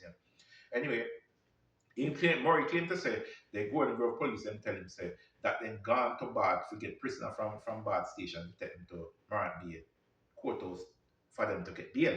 So them can't turn up to come to do an operation. And that is foolishness. So why you didn't call a different police? And why you didn't get a private vehicle and stop them on the road? Anyway, when they come at Golden Grove, he called him and he said, come in the police station. So when you come in, you come with a gunman. So when I come in at the police station, one sit down on the seat where he was sitting down, and one standing at the door. So I take Ronald Williams and take him into a room. I in the police station. So I was there with the constable named Miller. I give my statement at the Golden Grove Police Station, St. Thomas.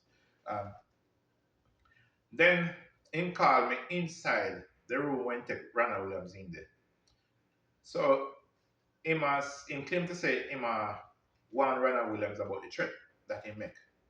So Ronald Williams say never threaten me. So me take out my phone and me call Joan because me I record him on one phone and me call Joan Hamilton back in Florida. I say, Joan, I'm putting phone on speaker. I say, Ronald Williams never threatened me. And she said, yes. She was there when he threatened me, say, "Mo shoot me." And now police from Machini can't do anything. Anyway, I said, okay. And the detective was there and hear everything that I'm worried.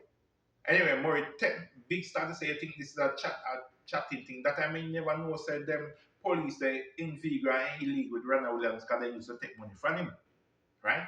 So anyway, he take me back out of the office, out of the room, and take me back at the guard room and said, finish giving a statement. So while I was there giving a statement, he come out there and I said, Biggs, I say, oh, me, I say, me and my friend, I mean, you know, me and no worry from away. Right? Because I no keep friend with police because I never know somebody a criminal like that. So anyway, it happened as while we were there and giving my statement, I turned to the police in the police station and I said, look, what kind of slackness this in the police station? How comes on make gunman come in here with man sit with firearm and tell you that they are police officer when there's no form of identification to show that they are police and run out of the police station and jump in the vehicle and drive away. So when they go away, I'm finish giving a statement, I'm gonna get my receipt. I drive to Duckensfield. When I drive to Duckensfield, then on my way coming back on Duckensfield, I call the Spanish Town police station. When I spoke to the Spanish Town police, them say, you can describe the officer then? I say yes. Them say they have any uniforms and no. And they said to me, say, all right then. What you must do, go down to IPRO, make a report to IPRO. When you make the report to IPRO, then IPRO will put them on identification parade and then you can pipe them out. The officer then will come to kill you. Anyway, I went down to IPRO. That time IPRO up by Oxford Road. It was IOC at the time, right? And then I went there and I make a report to them. When I make a report, this inspector by the name of Inspector Lewin is the one who take my statement. Inspector Lewin said, look, you know why I'm taking your statement? Because I speak to my boss and I know what you're going through. And I am going to photocopy all the documents, photocopy the land title, photocopy every documents that I have, right? The receipt, what I pay, Ronald Williams, everything he photocopy. And what there I will do about 4 hours it take to take my statement and he give me a copy of the statement from IOC, which is IPRO. All right. I signed it and I get my copy, him get his copy. All right. The case was passed on to Miss Perry, one police officer named Perry from IPRO, to investigate these police. Miss Perry called me and said, oh, Mr. Pusley, I am the one who did the investigation. And I will tell you what going on. Miss Perry never investigate nothing because if they did investigate all of these things, this thing would never happen to me. The robbery wouldn't take out, wouldn't carry out, right? Anyway, it happened as I make all of those reports, right? I make several reports to IPRO. I make several reports to Firearm License Authority, which is FLA, right, about this Ronald Williams. Anyway, one day I get a call from a brethren, say, well, no, it was not a call, it was a voice message. Oh, Mr. Biggs, don't I see side asleep in a vehicle, you know, that time Biggs are hide from FLA because they tell him to come in with the gun, right? Because the investigation are carried out. So I'm hide now because I don't want to carry the gun that I Ronald Williams. So Mr. Wilkie calling me and I asked me if we know Mr. Williams whereabouts. Ronald Williams OC Biggs from 16 West Avenue, Signal, Spanish Town. I said, no, only if you know Ronald Williams whereabouts. Only is the one who give him gun. I want to find out the spot him there. Right? That time I have the voice message on my phone that he was sleeping in a vehicle at Seaside at Portmore and St. Thomas. Anyway, it happened as that part done. Back to this side, a story. When I get robbed on the 16th of March, 16th of March 2021, when I got robbed, um, I give the police and the description of the man, them, give them the name and everything, how much liquor and everything, how much money I lose and how much lose I lose, everything that I lose, how much TV, how much phone, and I give them everything. Anyway, them claim to say Inspector McDean's go for a Miller, that a district constable Miller, that one me and him talk with, go for Dr. Fish, and they never find Dr. Fish. Dr. Fish run away. Anyway, because when Dr. Fish them, he run. So anyway, then me, go St. Thomas, reported to the Portman police and tell them what. And them say them know Patrick from Portman, which is Patrick McIntosh from Marple Road, St. Thomas. Because me and his cousin used to be friends. Yeah, I had some know which part live. So when the police say them go for him down our house, they never find him. So what the police say do, they come back, Miss Roach, Corporal Roach and another constable come back, and when they look at me, they call nigga because nigga was a sergeant. And I produce a song for nigga, that our boss nigga, when they call him Vijay now. And they call nigga and tell nigga, so nigga, you don't want to see your virgin, with all the rubber into your virgin. Because that time my face was like this.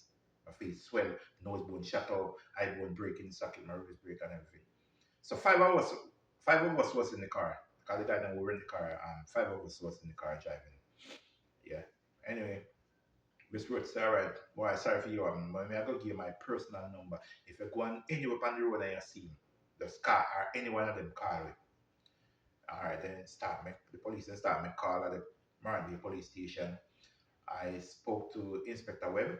Inspector Webb said that, all right, they're going to set up a sting operation because this boy if he did long time with him, Patrick McIntosh, because he's the one who plagued in the society in the parish because he's going around all the time and robbing people. All right. Driving out from the police station, and Inspector Webb said, look, Mr. Pastor, sorry for you what happened to you, but we're going to get this sorted out. We're going to set up a sting operation now. So when I drive out from the police station, right, I see Patrick sit down. When I drive up on the police station, I see Patrick sit down across the road from Rubis Petrol Station in a Portman over on a whole car in front of the shop. So I stopped the car and I call Corporal Roach and I said, I see him down here and then come and then pick him up and take him back to the police station.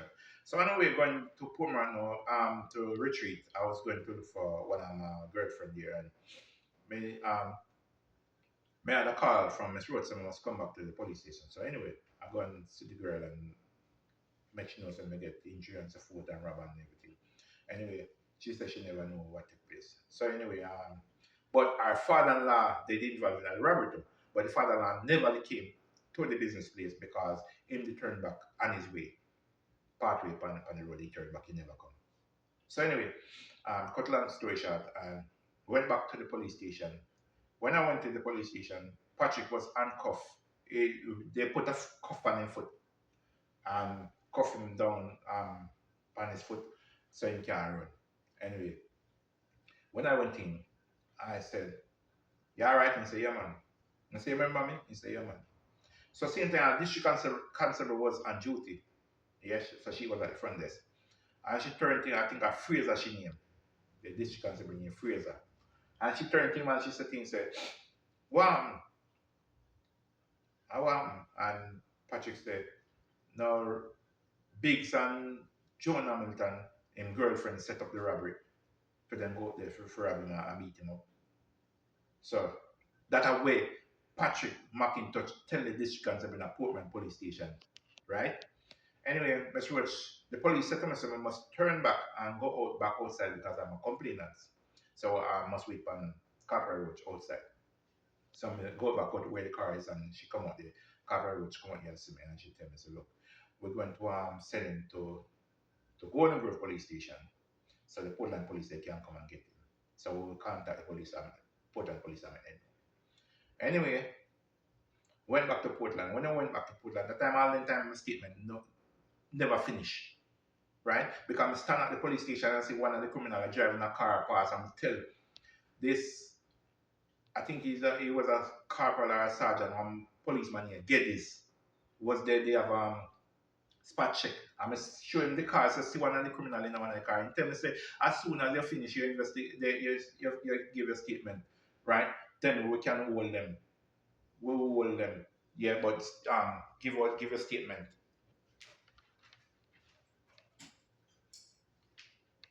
Give a statement so then we can hold them. We can hold them. Anyway, when give a statement and everything. One day we're driving, coming, I go to Manchineel. When you look, you see some of the robber them, right Bar Hill, sitting down. So when you drive over the police station, I'm telling Detective Mackenzie that I see some of the robber there. And them is there, sit on a bar right under the tree, a bar. Him turned to me and he said to me, no, Jeep is not here. Inspector Matt Deans of the vehicle. Matt Dean of the vehicle. So him have to wait for the inspector. That time I tell the inspector was there. So the car that would drive, because I never know that would drive a car and come there. So we park the car behind the police station, right beside it, between the police station and the church. That's where we park the car. So when we finish in at the police station and come out, that time I already tell Mr. Patrick get locked up under St. Thomas, but he never believed me.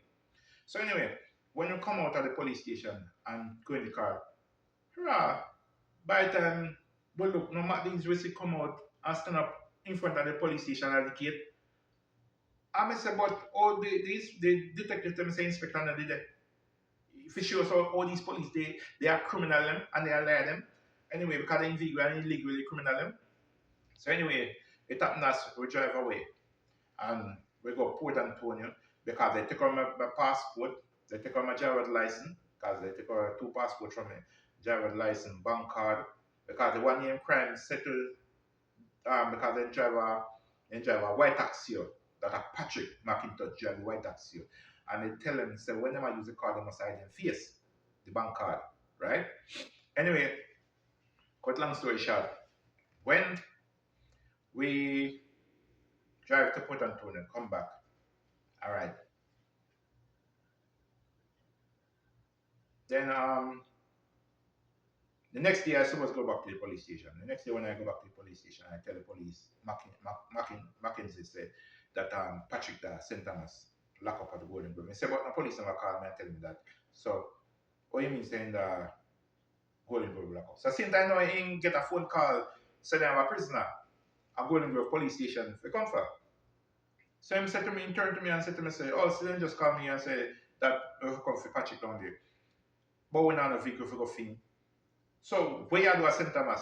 If you go point out man to say that the police has said to me, the criminal Mackenzie has said to me, the detective Mackenzie will investigate the case. I said to myself, what am I doing in St. Thomas to get man arrested in St. Thomas? Which I am the one who are the victim and point out the criminal. We sure all these police thing. Yeah? Anyway, um, then go for Patrick. You know what Mackenzie tell me say? Patrick, tell me, Patrick McIntosh, you are the criminal. Tell him, say that, oh, me disrespect police, I mean, very disrespectful to police. Right? How can you have a criminal in front of you and I'm criminal, I will tell you, say, me disrespect police. Right? When the victim, I am the victim. What can I disrespect when this is police? When me I try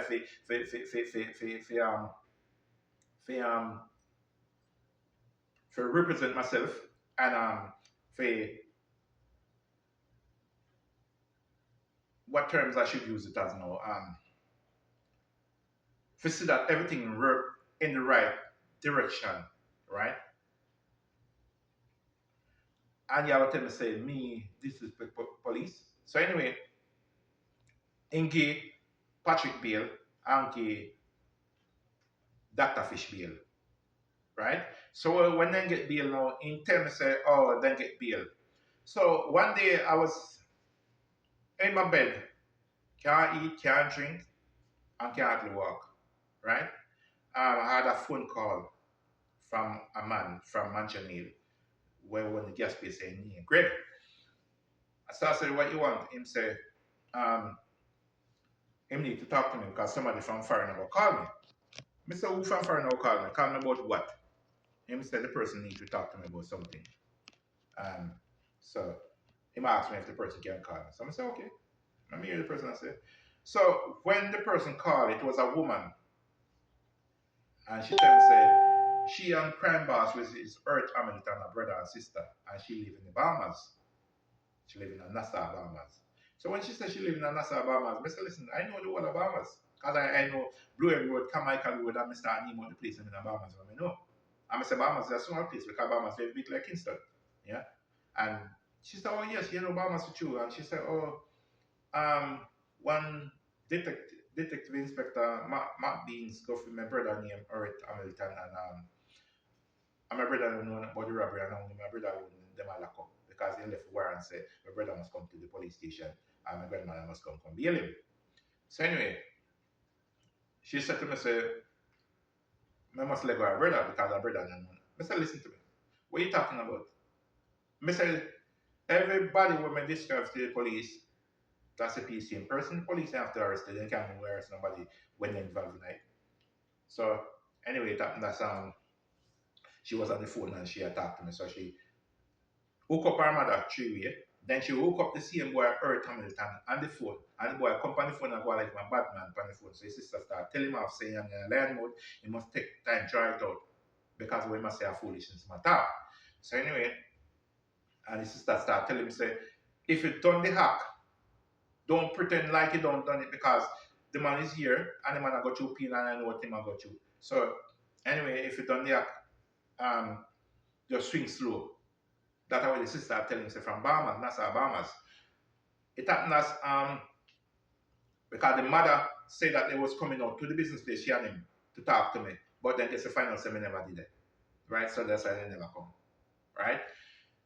It happened as my mother living up. She them claim to say she live up in Kingston. Anyway, it happened as we was on the phone talking and she said to me, said, boy, if my brother involved in it, him wrong for the way him do. And one time I used to power with Biggs and I never know saying going back on Biggs and so forth and so she started to talk and and she said, boy, if you're having a problem because a $450,000 a lawyer charged me if he take up the case for him. And we never find $450,000 for pay a lawyer now for him. And I'm a brother and he get a job at watch and want to go over work and so forth and he can't work because of this case. So she said to me, say, we must describe the brother to her. And I described the brother to her, Earth Hamilton. When I described him to her, she said, oh, I see you, so my brother look for you. So she said, I send you a picture. And you look on the picture and see if I am fit you. And when she sent me a picture, I say, yes, I'm the same person. I know a different person. And she said, yes, I see you, so see, like I described, I see you, saying, look. And anyway, it happened as, it happened as she was on the phone and said, boy, if you have no problem, you can talk to me and I can see what I can do for you. And what them do, they should never do it. And I must call Wayne Lonesome and talk to Wayne Lonesome because she know Wayne Lonesome from town and make him put it out on the blogging and so forth. So I turned to her and said to her, I know him, but I am not going to call him. I am not going to call him because basically the reason why I'm not going to call him because I report to clean already. So anyway, it finished this. So when I finished with that, she turned to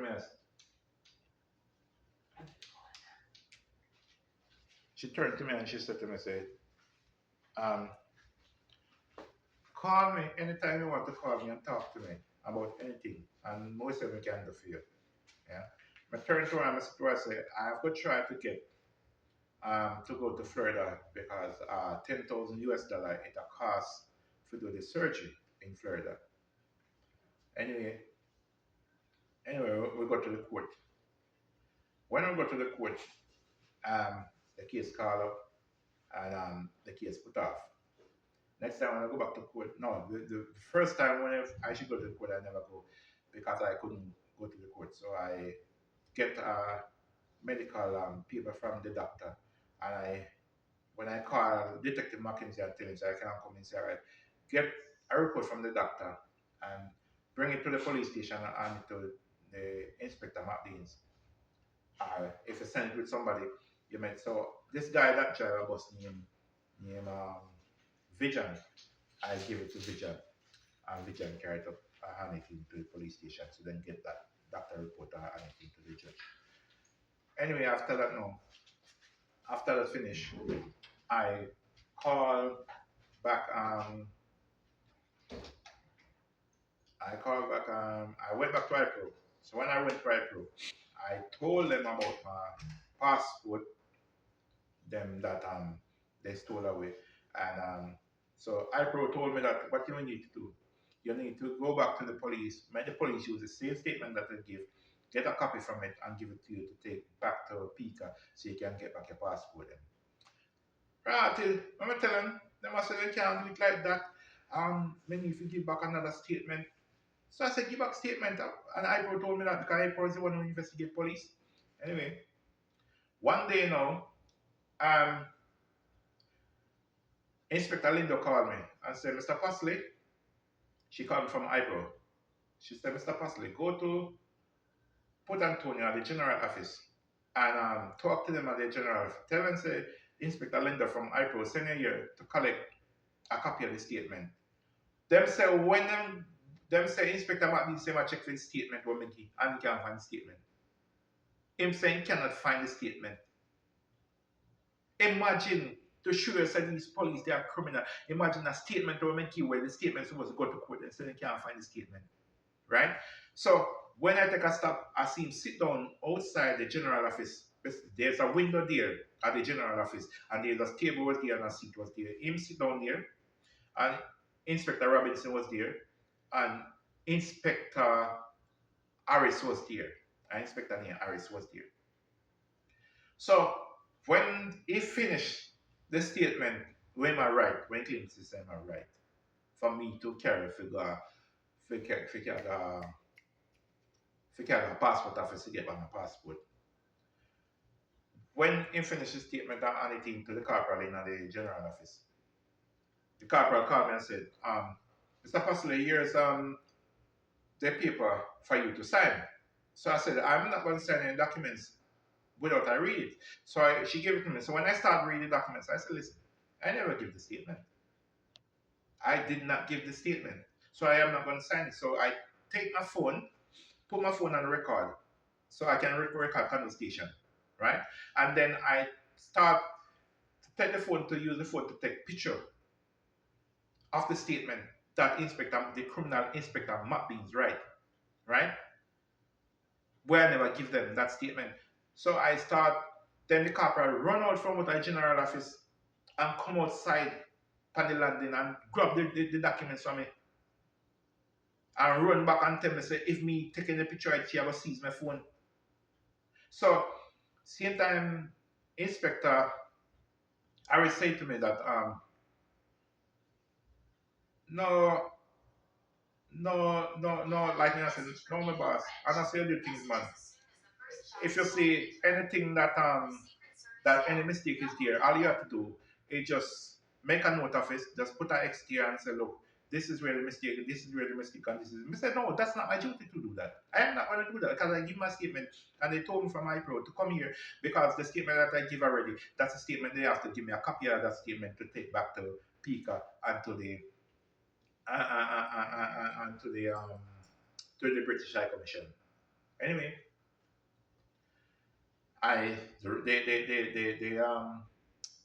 the thing that I have, the voice message that I record the audio file, I send it over to iPro. So when I send it over to iPro, I don't know what iPro doing because iPro they're not even investigate this police neither. Because how can you have a low ranking police to investigate all these police when in a rank, right? And on the criminal forces, it is very corrupt. So Mark Golden, I'm telling you, you need to get rid of all of these police in Jamaica and get police from other countries to work in Jamaica because you don't need these criminals because anything will happen from the year before and the year before and the year before, it's going to happen again. It's not going to stop because you have more funeral parlor in Jamaica more than corner shop because the more funeral parlor, because the funeral parlor, it is a big business in Jamaica and you have police officers there if you go investigate case. Right? They might depend TikTok like Detective Mackenzie depend TikTok. I illustrate how you put the urn in the casket and how you move the urn and how you put the casket in the hearse and we have to turn it headway up to the driver and footway out. Yeah, when you have to go illustrate and find criminal where plague the society in Jamaica to show now that only if you go and live with criminal and you depend TikTok or illustrate what dead, right? And that the government employ you to do, right? There's too much corruption in Jamaica. So basically, when we when I reported back to IPRO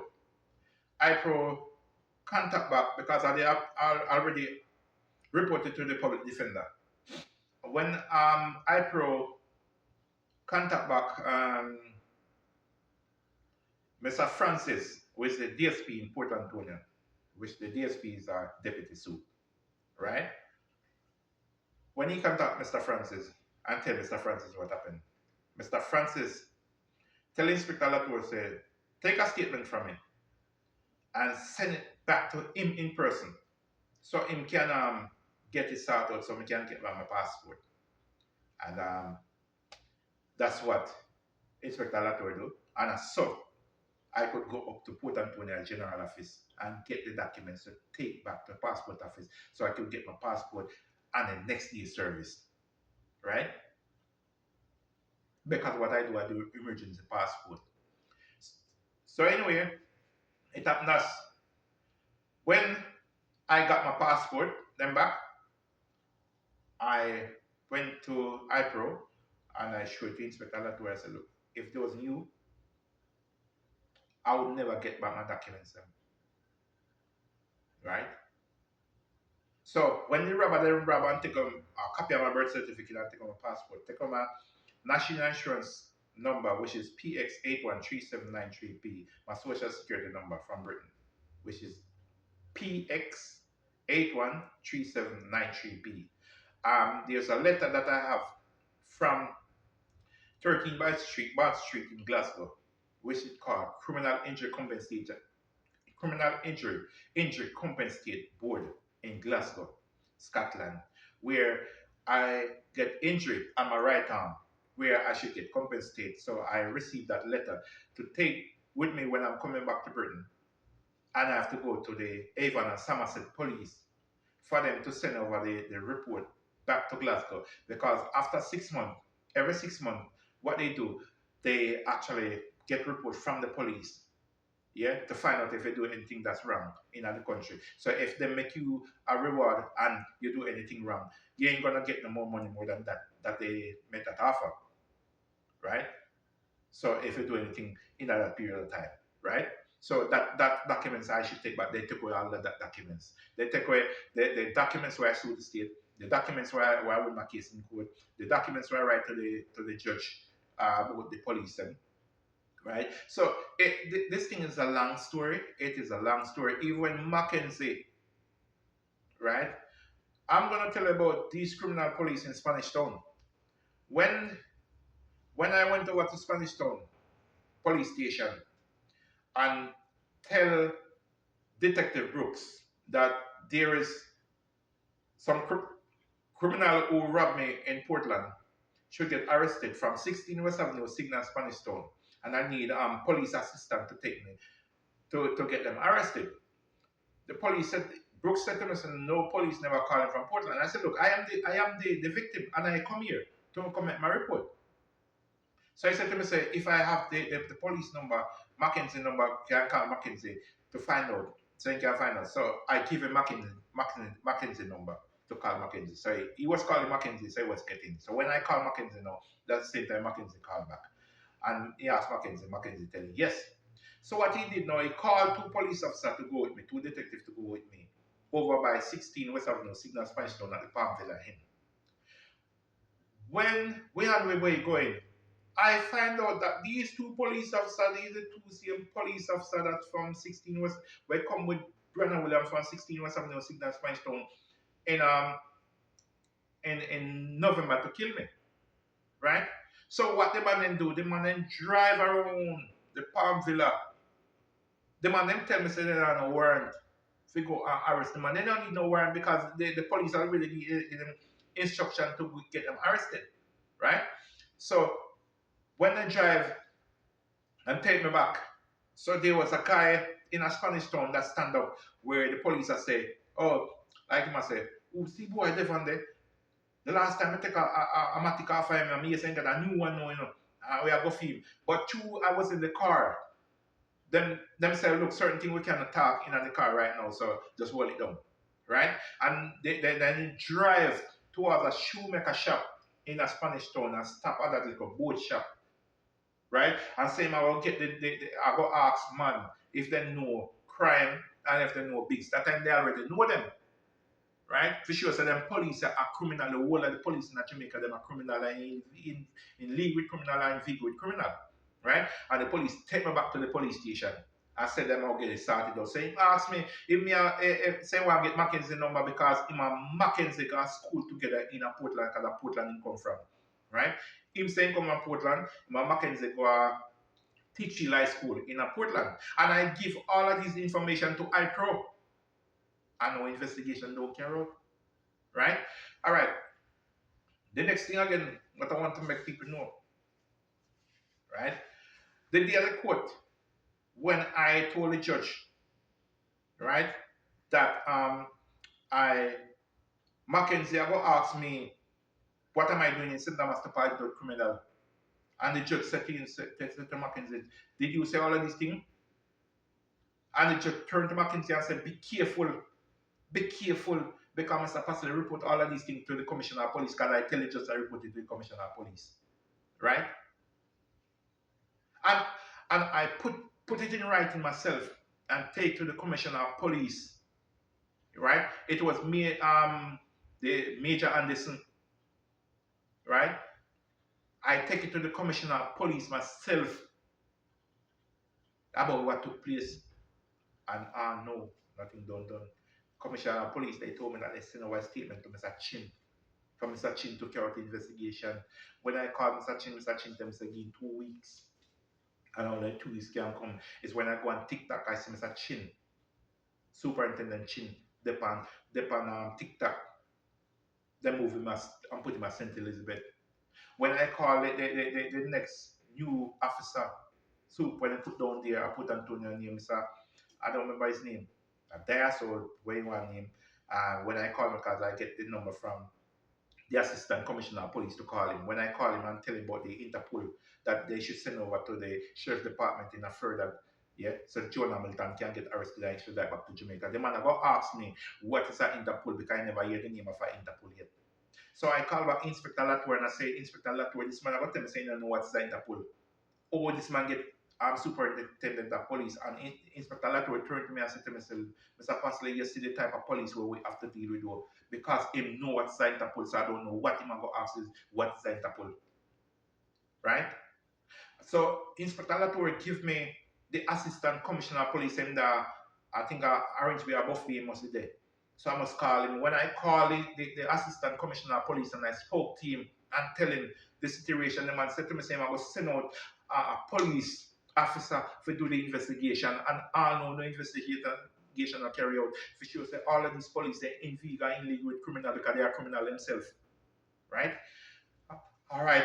When I was interviewed on the phone by the FBI in Miami, Florida, when the FBI told me that to tell the Jamaica police to send over Interpol so that it have to go to the, I think it's the Borough or Barrett County Sheriff Department in Florida. So John Hamilton can get arrested and get extradited back to Jamaica. So if you have an outstanding traffic ticket, they can get arrested. So anyway, we have to go to the sheriff department. So it's just one computer from another computer, and the Jamaica police they know how to send it. Because why they cannot arrest her without they have that? Because the crime didn't take place in the USA. The crime took place in Jamaica, right? So Jamaica have to pay the extradition to extradite her back to Jamaica. That's what the FBI they told me in a Florida, right?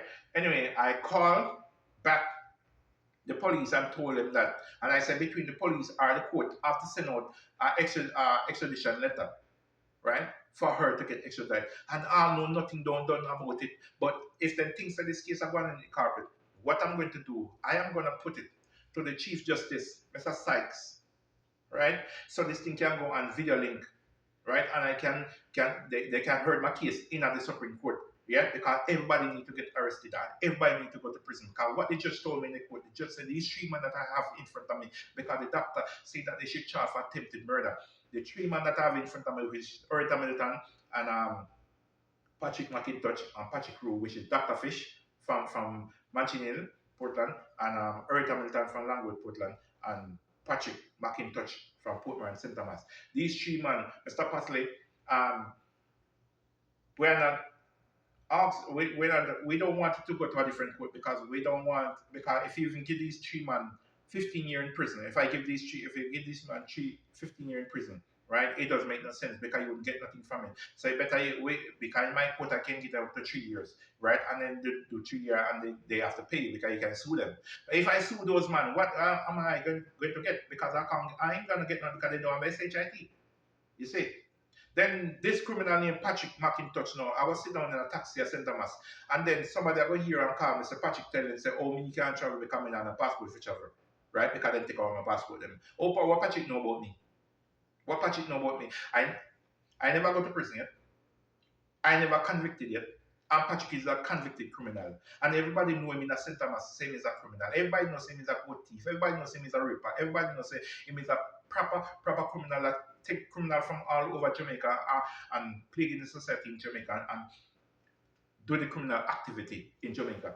Everything that's wrong that Patrick indulging in. And I'm telling Mr. Mark Willing, you need to get rid of these police in Jamaica. If you want a peaceful Jamaica, you need to get rid of them. Don't say these police, they are good, because no police officer in Jamaica is good. A police officer good to you and bad to somebody else. All of them in corruption. All of them are the same things. You know, but I have a lot more to say. I have a lot more to say, but I am out for now. So peace and love. And I'm sending out this video so everybody can see it and understand what I'm talking about. Because I know Jonah Milton don't get arrested, Rana Williams don't get arrested, Crime don't get arrested, Daidu don't get arrested, Trees don't get arrested, and many more do not get arrested.